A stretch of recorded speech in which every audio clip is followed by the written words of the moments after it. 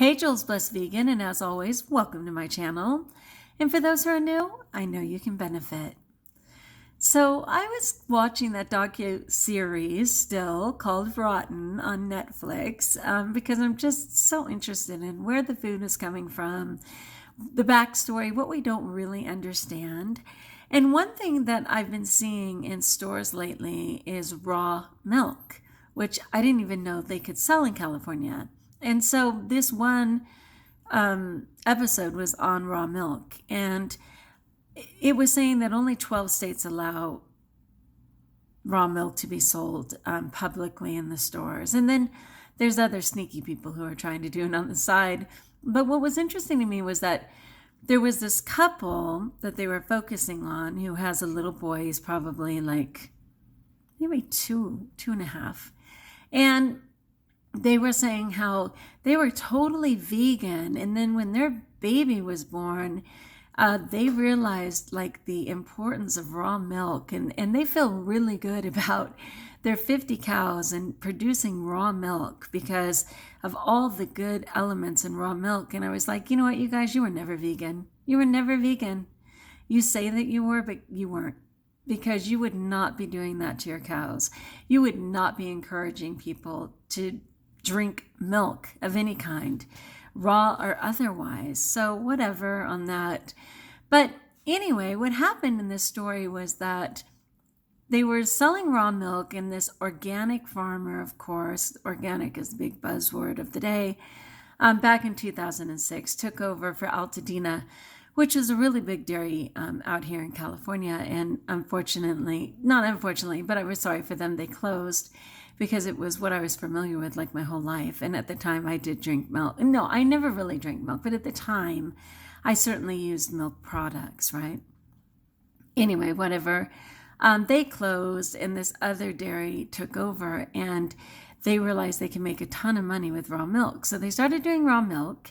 And the big problem with raw milk, and the reason that they pasteurize it, is because it can have E-coli and different things in it, right? So anyway, they were largely successful, but a couple of children got sick, and there was actually 6 altogether. It was considered a breakout, and it was right around the same time that people were having trouble with this spinach breakout. And again, spinach in itself cannot have E. coli, in case you don't know this, but it's instead the animal droppings that they put in the soil that they grow the spinach and other fruit and vegetables in that are picking up the E. coli from all the animal waste, in case you didn't know. So anyway, there was this big breakout. So then they followed this family of the boy who almost died. And then there was another breakout in 2011, and this farm was also associated with it, even though, of course, the guy was saying, oh, it can't be true, and we do all these great things to our cows to make our perfect raw milk at $10 million profit per year. And so that was kind of the argument about it. But what was interesting to me was they had this boy, the one who almost died, who, of course, is grown up now. So that was 2006. What is that? Don't hurt yourself, right? 13. He was 7, so he's like 20. And he was totally pleading to the farmers to please never allow raw milk to be sold again, and, only have pasteurized milk.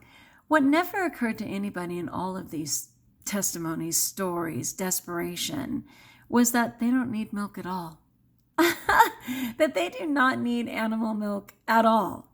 And in 2006, though a little less popular, certainly soy milk was popular. And by 2011, there was definitely all the other kinds, right? The almond milks and oat milks and milks and whatever else. All of those were available. And certainly today, there are a gazillion plant-based milks that ideally have no E. coli or any potential for an outbreak, is what they always call it. And they kept giving testimonials of people who were saying that by drinking raw milk, it cleared up their asthma, it cleared up their allergies, it cleared up their whatevers, all these things. Well, you know what? That wasn't the milk, right? It wasn't the milk. It was just not having traditional cow milk, in which they had added so many poisons, right? Where they had added a bunch of antibiotics and and toxins to, prevent the E. coli and all those things. So the raw milk just didn't have all the additional poisonous additives. And so seemingly the raw milk was the cure. But how much more cured are the children who consume no milk and certainly only plant-based milk? No one did that comparison. No one shared that at all in this episode of this docuseries, but it made me keep thinking about it. So that's just like another argument that has to happen that says, yeah, you took the lesser of two evils, raw milk over, the other, but you didn't take the best solution, which was plant-based milk. Anyway, just super interesting. I'm just trying to get well. I'm still dizzy, but my ear is breaking up. I think it was just like a really something. Everything's getting better. Do I look better? Everything's getting better. I'm trusting it.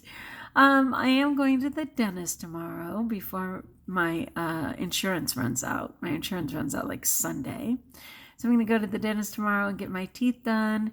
And I'll be interested to report on that because I have been complaining for the first time in my life about my teeth. But to be fair, these two front teeth are fake, but my real teeth are under them, right? They're kind of caps, if you will.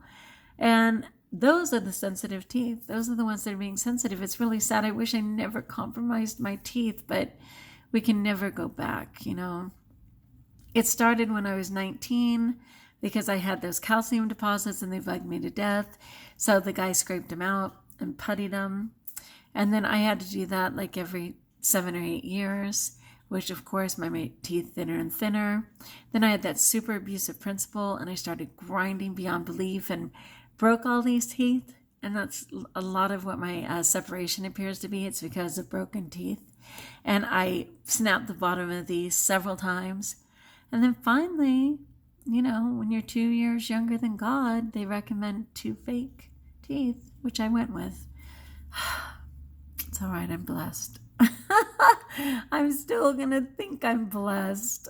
All right, peeps. I hope you're doing all right. I hope you're enjoying your summer if you're even getting one yet.